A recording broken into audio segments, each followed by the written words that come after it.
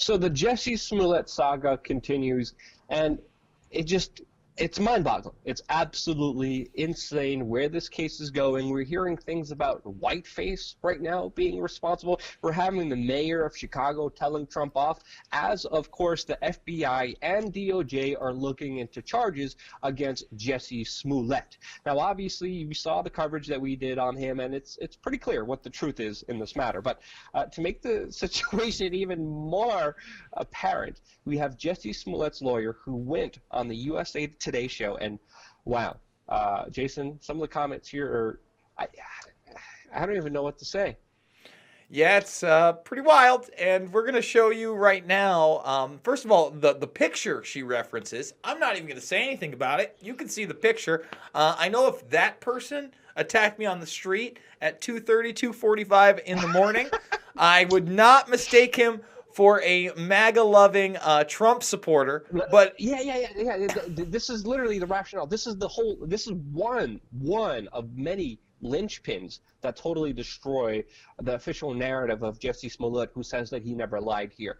Because, again, they're still putting the blame on the Nigerian brothers, that all the records, phone records, checks, all the materials, everything just checks out. The lawyers, Smollett's team, are putting all the responsibility on these Nigerian brothers. And again, Smollett says, and the lawyer, they're saying, the big aspect of their first initial story was that these were white people, and now they're saying, well, they could be because he's wearing whiteface. Look at this picture. There's no way this is convincible of any Caucasian person at all. This is ridiculous. But this is, again, one of the linchpins that is just too obvious not to ignore the falsehoods of their complete narrative. yeah, absolutely. You know what? Let's just play the clip right now, and we'll stop it along the way because I mean, hey, kudos to her for going on TV and spouting this nonsense. But let's hear some big fish stories, shall we? Are now looking into the circumstances of the dismissal of charges against your client. Does that concern you? Not at all. I mean, we have nothing to be concerned about because there was nothing on our end to request this, to do anything improper, and to my knowledge, nothing improper was done. Well, let's talk about it, because people look at this, they think this is a good deal for your client. Some people think it's a sweetheart deal, and it's a bit suspicious. So let's see if we can clear things up. Sure. To your She's knowledge, saying that since people February 20th, when Jussie Smollett was it's pretty obvious from the case. Right now, by the way, Luke, yeah. They're disclosing that the investigation into this debacle was $150,000.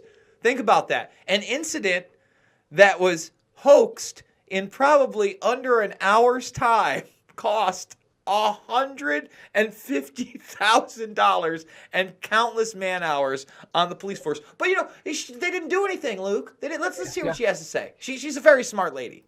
Initially charged. Did he, his family, friends, associates, did anyone reach out to anyone in the state's attorney's office on his behalf? I can't speak to what other people did. I certainly don't know what all of those individuals did, but not to my knowledge, not at our direction. And I just don't think that had nothing to do with why prosecutors discussed dismissing the case. You don't know. Well, let's just stop it there too, Luke, because I think it's okay. Yeah, because we have to understand how powerfully connected Smollett is, not only to Jesse Jackson, the Obamas, but also a lot of other powerful figures in media and in Hollywood. And again, she said it very carefully there. It's like, well, we don't really. I don't know who contacted. But most likely that was the situation. You know what the problem is there? If you read the report that has now come out, Jussie Smollett did not even call the police himself when this happened. He had his assistant call the police. So obviously this guy is not used to doing things for himself. So when she listed off all those different people that may have contacted that organization, of course Smollett didn't do it himself. He could probably barely wipe his ass. The only thing he's good at is lying and dividing a nation. Let's continue. Say friends in high places, as has been suggested. No. Do you know that Kim Foxx, the state's attorney who we just saw there, she recused herself. Right. Do you know of any contact that you, the lawyers, or anyone on Jussie Smollett's behalf had with Kim Foxx since she recused? No. There was no involvement, as far as you know, with Kim Foxx and the decision to dismiss these charges? No, the discussions were strictly with the prosecutors who were actually handling the case. Now, the prosecutor's office says that the charges were dropped in exchange for your client's agreement to forfeit $10,000 that he had paid in a bond and to do community service. Is that correct? Were those conditions on his dismissal of charges? There were no conditions, and there was no obviously there was no plea, there was no agreement in place. They did want him to forfeit the bond, and that's something that we discussed with him, and he initially struggled with because he didn't want the perception to be that he had done anything wrong. But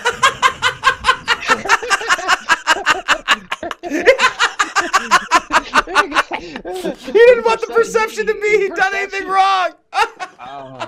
The case is open and shut. My gosh, golly, these people have no... They're insane. Can you believe she's sitting here admitting there was no deal made whatsoever? They were just like, you know what?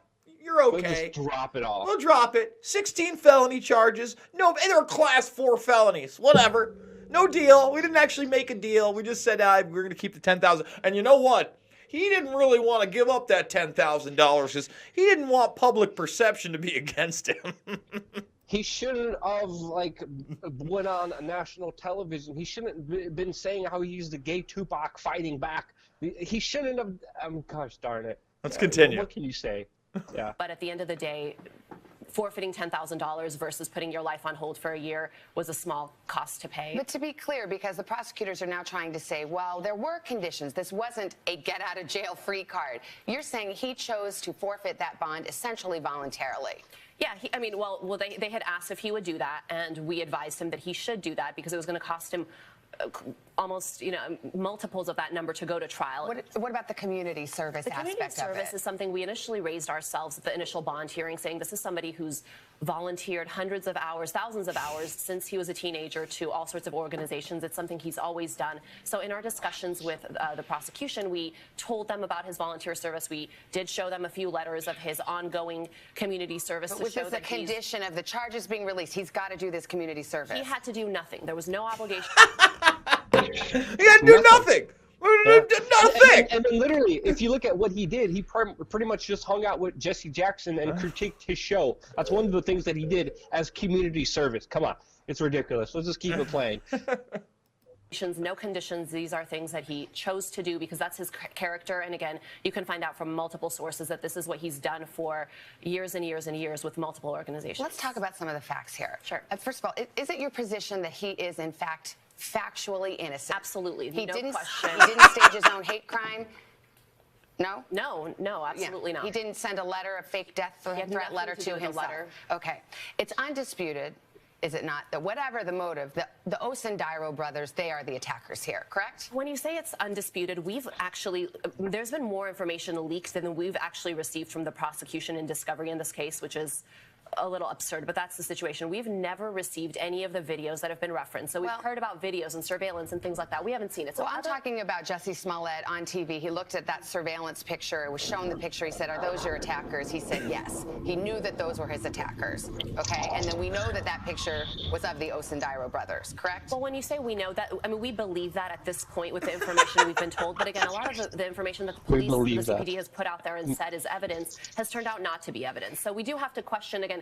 He initially had a hard time believing because he was friendly with one of the brothers. He didn't really know the older one very well. Oh, he was friendly with one of the brothers, not the other one, Luke. Yeah. They had phone calls. There's phone records between him and the Nigerian brothers who were ready to testify against him before and after the attack, right after the suspicious payment that was larger than other payments before in check, them having the same materials in there. And now he supposedly doesn't know why. Yeah, what would be the motives of two Nigerian brothers who were personal trainers, one of them's a boxer. Again, the whole story doesn't fit in because again, they're hugely built guys, and Smollett with his white Gucci sneakers and small stature self is talking about how he beat them up and how they were wearing whiteface. And so, my goodness, there's no way you could believe this. And you could see by this lawyer's body language, she's not comfortable and she's lying from just the little cues that she's giving with her facial expressions here, in my opinion. And I think we're about to get to the coup de grace, folks. The part where she insinuates that there's the possibility that Smollett didn't recognize his attackers because they were in whiteface. So, we thought it was absurd before. Let's just keep going.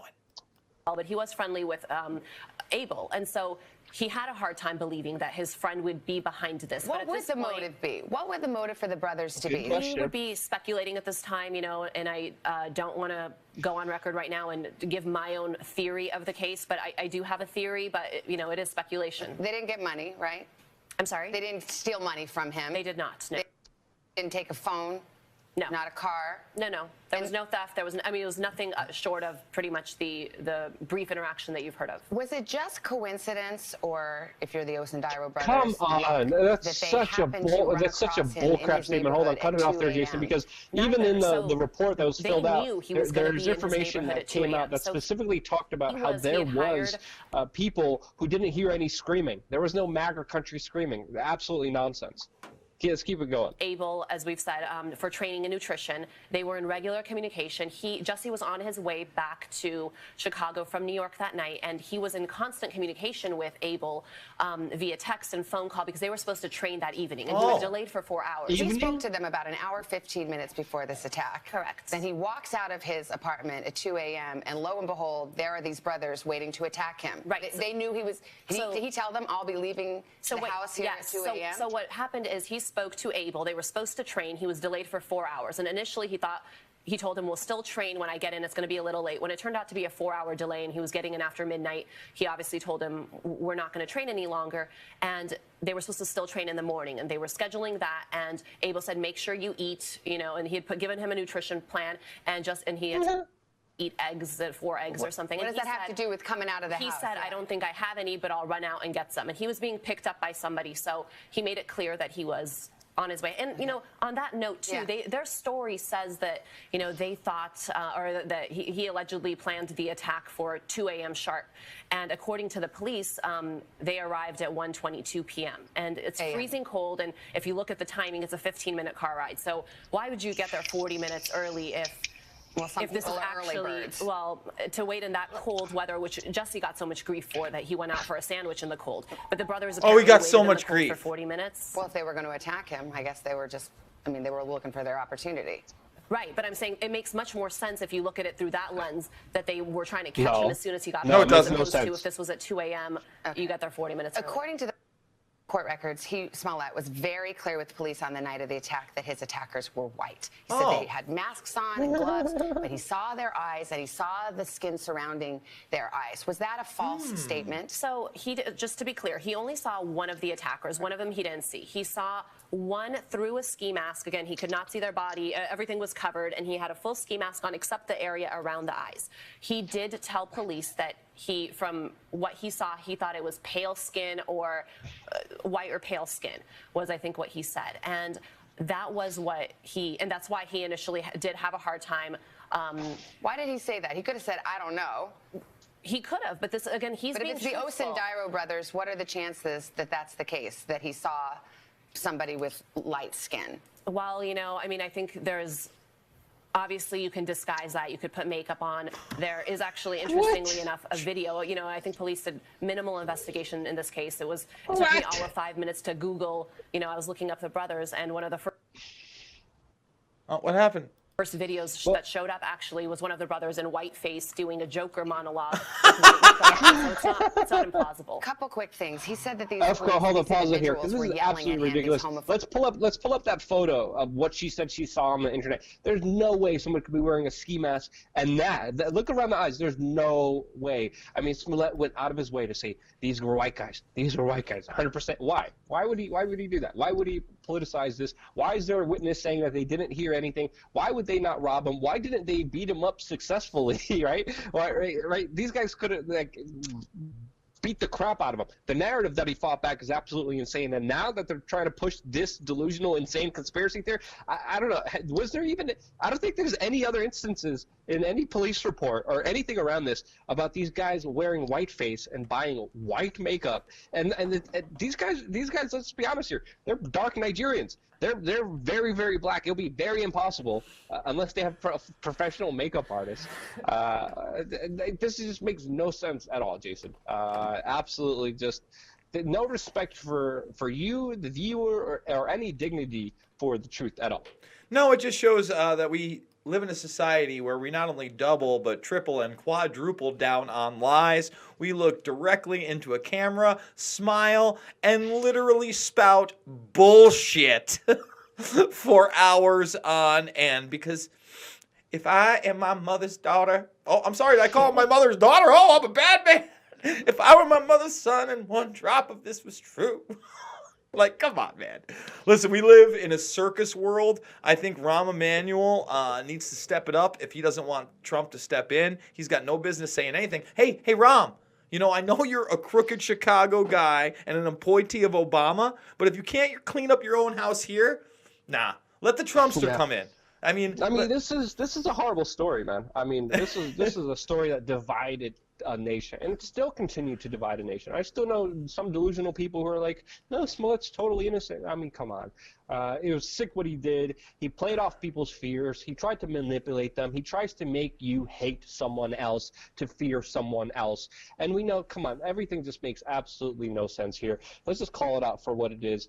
And, you know, at least in the court of public opinion, I mean, it's pretty clear, other than some delusional people at CNN, that Smollett is full of crap. His reputation is down the tube. And even though there's some Empire writers in their Twitter accounts saying that he's going to be back at the job, I doubt anyone can look at this man straight in the face and take him seriously from now. And I think that's the biggest kind of approach here. And we need to start talking about these ideas because people take advantage of our differences and use them as a wedge for power. And they do that to make us fight against each other. They're doing it very effectively in the mainstream media, and the only way to counter it back is to call it out. And these people talking about whiteface now, come on. Have some respect and decency for yourself as an individual woman. What are you doing going on national television spewing that nonsense, thinking that the American people are going to buy your bullcrap? No, it's not going to happen. I couldn't agree more. And folks, we are doing 1, 2, 3, 4 videos a day. 1 on the main, 3 on the backup. If you are not subscribed, please smash that subscribe button. Subscribe over to Pulse Change as well. Ring the bell. If you don't ring the bell, you won't know when we put videos up, and I promise you, for a day. Can't miss. Just come visit. Just come visit. But most importantly, folks, you want to see some real change in the world? Get out there, do it yourself, because if you're not going to be the change you want to see in the world, only Luke Rudowski will be able to shapeshift. We did a lizard video last video. Check it out.